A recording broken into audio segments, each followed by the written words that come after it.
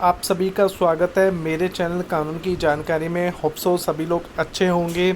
आज हम डिस्कस करने वाले हैं एक ऐसे बड़े एक्ट को लेकर, एक ऐसे बड़े अधिनियम को लेकर जो अभी हाल ही के अंदर राज्यसभा और जो है लोकसभा से पारित हुआ और जिस पर अभी राष्ट्रपति के सिग्नेचर होने बाकी है। देखिए, कोई भी एक्ट तब बनता है जब वो लोकसभा राज्यसभा से पारित हो जाता है, प्लस जो है उस पर राष्ट्रपति के सिग्नेचर हो जाते हैं, और साथ ही साथ में जब वो है सरकारी गज़ट के अंदर पब्लिश हो जाता है तब कोई जो विधेयक है, ठीक है, वो एक एक्ट बनता है। अभी हालांकि मैंने यहाँ पर अधिनियम लिखा है क्योंकि जल्दी जो है ये अधिनियम बन जाएगा, क्योंकि सिर्फ राष्ट्रपति के सिग्नेचर और सरकारी गज़ट में इसे पब्लिश होना बाकी है।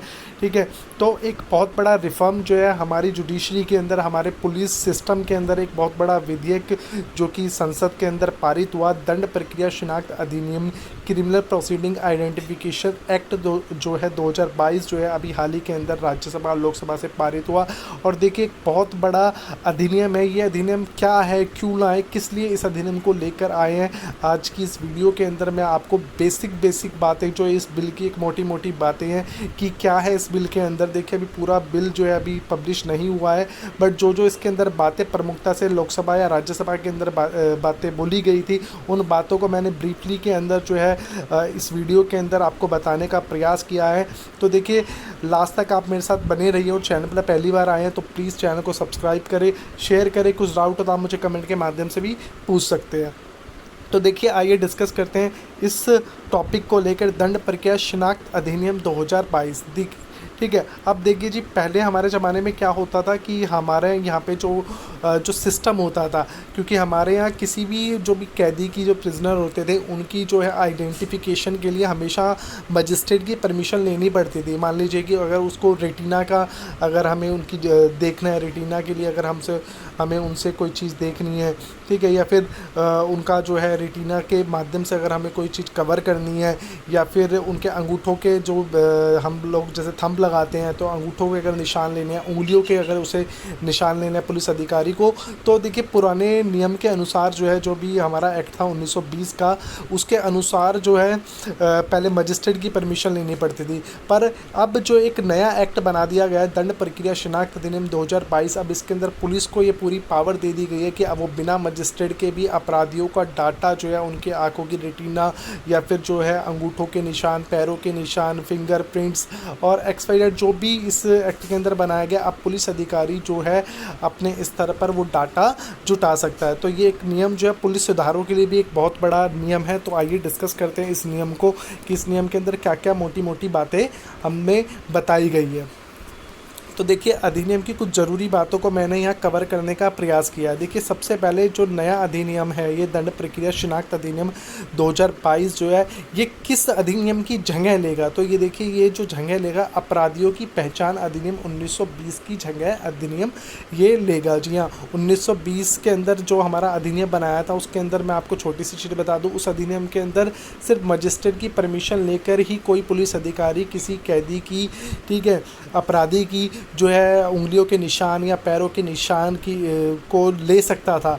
पर इस अधिनियम के अंदर अब इस प्रावधान को ख़त्म कर दिया। एक नया जो अधिनियम आया, अब इसके अंदर पुलिस को ये पूरी पावर दे दी गई है कि अब पुलिस जो है अपराधियों के जो अंगूठों के निशान, पैरों के निशान, या फिर क्या कहते हैं उनका इवन वीर्य तक की इसके अंदर बात की गई है, सीमेन तक की इसके अंदर बात की है कि उनकी जाँच भी अब जो है पुलिस अधिकारी किसी लेबोरेटरी के माध्यम से बिना मजिस्ट्रेट की परमिशन के करा सकते हैं। अब देखिए, इस अधिनियम के अंदर दूसरी जो एक बहुत बड़ी ज़रूरी बात है, वो क्या है? अपराधियों का बायोमेट्रिक नमूना लेना। जी हाँ, इस अधिनियम के अंदर अब अपराधियों का बायोमेट्रिक नमूना जो लिया जाएगा, बायोमेट्रिक नमूना जैसे कि मैंने बताया कि उनके फिंगरप्रिंट्स हो गए, फुटप्रिंट्स हो गए, ठीक है, या फिर आप बोल सकती हैं कि रेटिना से भी हम लोग अपराधियों की पहचान अब कर सकेंगे। तो इस प्रकार से बायोमेट्रिक नमूना जो है अब पुलिस अधिकारी के द्वारा जो है अपने स्तर पर लिया जा सकता है। वहीं अगर हम बात करें, अब ये जब नमूना ले लेंगे तो इस डाटा को कितने वर्षों तक सुरक्षित रखने का इस अधिनियम के अंदर प्रावधान किया गया है, वो जो है 75 वर्षों तक जो है प्रावधान किया गया है। कि 75 वर्षों तक जो है बायोमेट्रिक नमूना जब पुलिस अधिकारी लेंगे तो एक सिस्टम बनाया गया, उस बोर्ड बनाया गया, उसके अंदर जो है 75 वर्षों तक जो है अपराधियों का डाटा जो है सुरक्षित रखा जा सकता है। मान लीजिए कि किसी ने आज अपराध किया, ठीक है, और वो जेल में बंद हो गया, फिर कुछ टाइम बाद वो छूट के आ गया, अगर उसी अपराधी ने 1 साल बाद कोई अपराध किया तो जो है अब जैसे ही उसके अंगूठे का निशान लिया जाएगा, तुरंत जो है वो टीम जो है अब पुलिस को बता देगी कि इस अपराधी ने इतने समय में भाई इस प्रकार का अपराध किया था। तो एक बहुत बड़ा नियम जो है अभी संसद के अंदर ये पारित हुआ है। अब देखिए इसका उद्देश्य क्या है, कन्विक्शन रेट को बढ़ावा देना। जी हमारे इंडिया के अंदर अगर मैं एक डाटा की बात करूं तो हमारे इंडिया के अंदर सिर्फ कन्विक्शन रेट जो है 44% है। इट मीन्स कन्विक्शन रेट क्या होती है वो मैं आपको बताऊं। कन्विक्शन रेट वो होती है जब किसी अपराधी को जो है दोषी मान लिया जाता है तो उसकी रेट जो होती है उसे कन्विक्शन रेट बोलते हैं। इट मीन्स कि अगर उसने कोई जुर्म किया, अगर वो साबित हो गया तो वो कन्विक्शन रेट उसे बोला जाता है। बट हमारे यहाँ डाउन है क्योंकि हमारे यहाँ एविडेंस के अभाव के अंदर जो है, क्योंकि एविडेंस का प्रॉपर हमारे यहाँ कोई सिस्टम नहीं है, तो इस वजह से एविडेंस के बचाव के अंदर, साक्ष्य के अभाव के अंदर कैदी जो है, जो भी अपराधी होता है वो जल्दी से छूट जाता है। तो इसका उद्देश्य क्या है, कन्विक्शन रेट को बढ़ावा देना। और 5वां पॉइंट है अपराध और अपराधी ट्रैकिंग नेटवर्क व प्रणाली से थानों को जोड़ा जाएगा, जोड़ा भी जा चुका है। अब क्या हुआ, देखिए ये एक सिस्टम बनाया गया है कि इस सिस्टम से पुलिस थानों को जो है आपराधिक ट्रैकिंग एक नेटवर्क है उससे पुलिस थानों को जोड़ा जाएगा। मान लीजिए कोई अपराधी पुलिस के पास आता है तो पुलिस जो है उस अपराधी का थंब का निशान लेगी और इस नेटवर्क सिस्टम को जो है ट्रांसफ़र कर देगी। तो वहाँ से टीम चेक करेगी कि इस पर्सन ने जो भाई पहले कोई अपराध तो नहीं किया, अगर किया होगा अपराध तो तुरंत जो है पुलिस को वापस जो है वो सूचना देगी कि हाँ ये इस प्रकार के पर्सन ने इतने ईयर के अंदर, इतने महीने के अंदर इस प्रकार का अपराध किया था। तो इससे पुलिस को जो है अपराधी की जो कि पृष्ठभूमि है उसके बारे में जानकारी मिलेगी।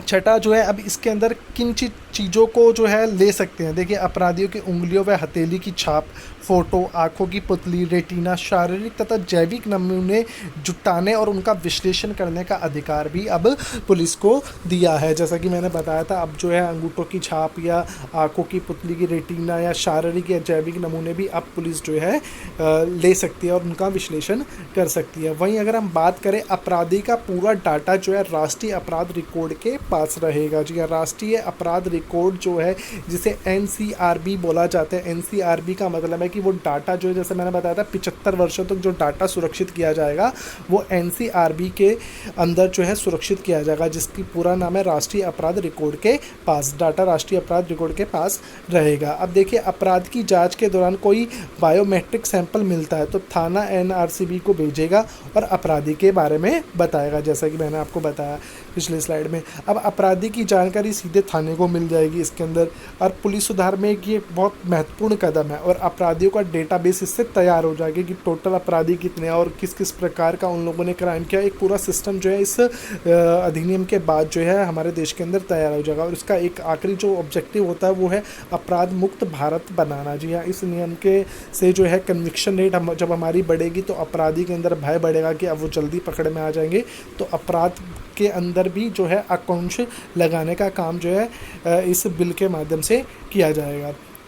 वहीं देखिए ये बिल किन लोगों पर लागू नहीं होगा। महिलाओं पर यह बिल लागू नहीं होगा, बच्चों पर यह बिल लागू नहीं होगा और उन अपराधों पर यह बिल लागू नहीं होगा जिनके अंदर 7 साल से कम की सज़ा है। जी हाँ, 7 साल से ऊपर की सज़ा वाले अपराधों के अंदर जो है इस बिल जो ये अधिनियम आया, ये जो अधिनियम उन लोगों पर लागू होगा। अगर मान लीजिए किसी ने कोई ऑफेंस किया, अगर उसके अंदर सज़ा 7 साल से कम है तो उस अपराधी की जो है जो भी क्या कहते हैं आँखों की रेटिना या छाप वगैरह नहीं ली जाएगी। बट 7 साल से ऊपर के अगर जिसमें सज़ा है उसके अंदर जो है जो अपराधी की पहचान की जाएगी। राजनीतिक बंदियों पर नहीं लगेगा। मान लीजिए कोई राजनीतिक पर्सन अगर जेल में कैद है तो उस पर नहीं लगेगा। बट अगर किसी पर्सन ने जो है क्रिमिनल ऑफेंस किया है तो उस पर ये लागू होगा। पुलिस द्वारा घोषित निषेधाज्ञा के उल्लंघन पर भी लागू नहीं होगा। मान लीजिए पुलिस ने कोई निषेधाज्ञा लगाई है तो उस पर भी ये नियम लागू नहीं होगा। और राजनीतिक आंदोलन पर, मान लीजिए अगर कोई पर्सन किसी राजनीतिक आंदोलन के अंदर जा रहे हैं और वहाँ पर अगर पुलिस ने किसी को पकड़ लिया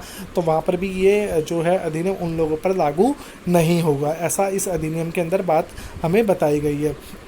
वही मैं बात करूं किन टेस्ट को इससे बाहर रखा गया। देखिए नार्को टेस्ट को इस अधिनियम से बाहर गया है, पॉलीग्राफ टेस्ट को इससे बाहर किया गया है कि भाई ये चीज़ नहीं होगी, और ब्रेन मैपिंग को भी इस टेस्ट से बाहर गया कि इन चीज़ों की टेस्टिंग जो है इस अधिनियम के द्वारा नहीं की जाएगी। तो देखिए एक बहुत बड़ा अधिनियम था जो कि अभी लोकसभा राज्यसभा से पारित हुआ है और जल्दी जो है सरकारी गजट में पब्लिश आज हो जाएगा।